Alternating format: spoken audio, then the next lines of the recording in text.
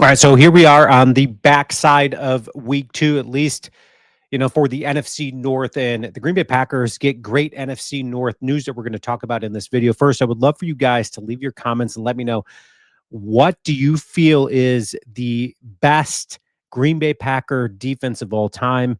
And yes, it is way too early to start labeling this defense the best Green Bay defense of all time, although it certainly has the makings of it. But for me, when I think of the greatest Packer defense of all time, in my opinion, it was the 1996 Super Bowl champion defense, which was led by their front four was Reggie White, Sean Jones, who I love those guys. Santana Dotson, Gilbert Brown. You have to love the Gravedigger. And then, your secondary was led by Leroy Butler, Eugene Robinson. If you remember, Leroy Butler had a career best season with 6.5 sacks that season. He had 5 interceptions to complement Eugene Robinson's 6 interceptions, which I think he led the team in that. George Kuntz was the linebacker. You had Doug Evans.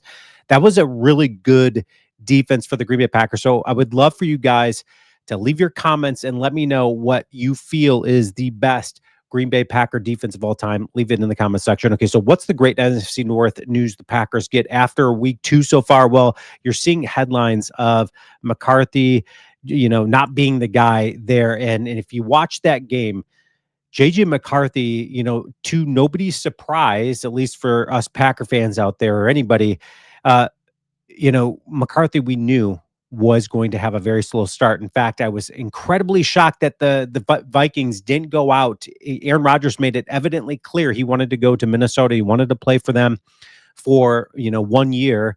And what better person to have play that year for you with that wide receiving core and all of the offensive weapons that they have there, and then let JJ McCarthy sit a true freshman sit year when he's, healthy and not hurt. So that way he can learn from one of the better ones to do it of all time. And then you got these types of articles coming out saying that, it only took 2 games for the Vikings to regret snubbing Aaron Rodgers, all of that.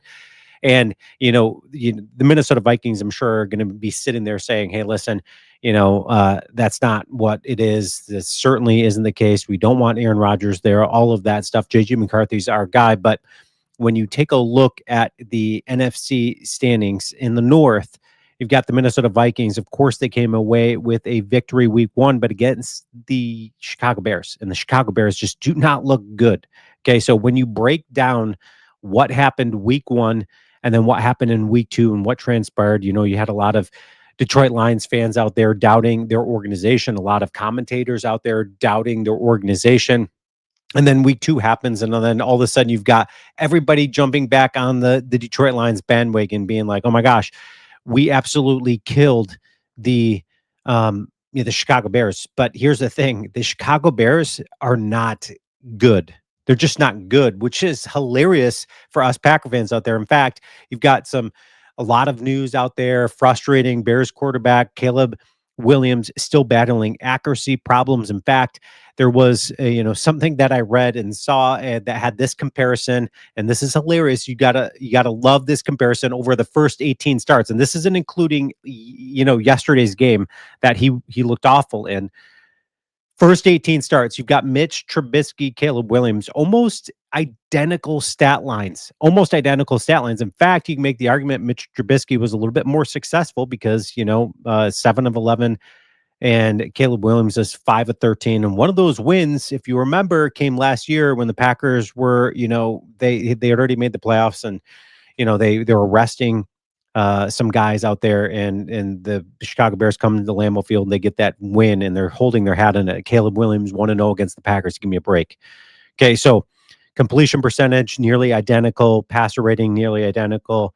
Mitch Trubisky had a couple more touchdowns than Caleb Williams, but you look at those stat lines and literally they're almost identical, which is hilarious news for us Packer fans out there. So here's the great news for us right now. I know it is just 2 weeks in, but at the beginning of the season, we were looking at this Chicago Bears team, this Minnesota Vikings team, this Detroit Lions team, and we were, ahead of the season saying, okay, this is going to be one of the toughest divisions in all of football, and I still think it is a very tough division. But year to year, things change, teams change, and the dynamics of teams change, and it's hilarious how important, how imperative it was for the Minnesota Vikings to have somewhat of a veteran presence there, even if it was Sam Darnold. Sam Darnold, looks pretty good. We watched him yesterday. If you watched football, and watched the Minnesota Vikings,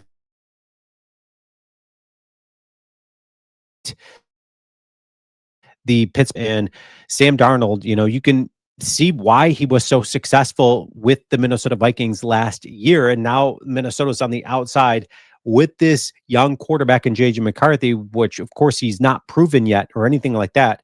But you've got to believe that this Minnesota Vikings team is going to struggle at a minimum for at least half the season, for at least half the year, because they just have not looked good. In fact, the Atlanta Falcons really took it to them and didn't make them look good. But then switching gears to back to the Chicago Bears, you got the Chicago Bears, who we all thought was going to. I mean, they bolstered this offensive line. The Chicago Bears made this offensive line really good for Caleb Williams, there, so that there was no arguments there. They get rid of Eberflus, they get Ben Johnson, so they get a way better offensively proven coach to come into the organization. And but what are you working with? You're working with Caleb Williams, he's on his third head coach and his fourth offensive coordinator since he's been in the league for only 2 years. So there's only so much you can do. You're limited. But let's take a look at this. Okay, so the Bears are back to working in the factory of sadness. Of course, it's hilarious for us Packer fans to, it's just same old Bears, all that stuff. Same, another year, same old Bears. Okay, so after the Chicago Bears had an impressive, opening drive, this is how they chased that up: 3 plays and a punt, fumble, turnover on downs, interception. That's what they were doing, and that's what this Chicago Bears team is doing. And if you're the Chicago Bears, you're looking at Caleb Williams, and all of us Packer fans said before the draft last year that, man, I don't know, Caleb Williams just doesn't seem like that guy. In fact, you're seeing some success out of so many quarterbacks drafted last year, and Caleb Williams right now on the backside of it. Now, yes, he's got athleticism, but I thought coming out of college, he didn't really prove much coming out of college. And now the Chicago Bears are looking at this guy, that there's so many question marks about his leadership, marks about his accuracy, so many question marks around Caleb Williams. And us Packer fans are sitting here being like, okay, well, this NFC North that we thought was going to be so tough, you know, maybe isn't as tough as we all thought it was going to be, because, the Green Bay Packers are going to be, I think they're going to be right on top of this division. I want you guys to leave your comments. Let me know what you feel is the best defense of all time for Green Bay Packers in their history line. Let me know. I think it's the 96 Super Bowl champions. Leave your comments, and as always, go Pack Go.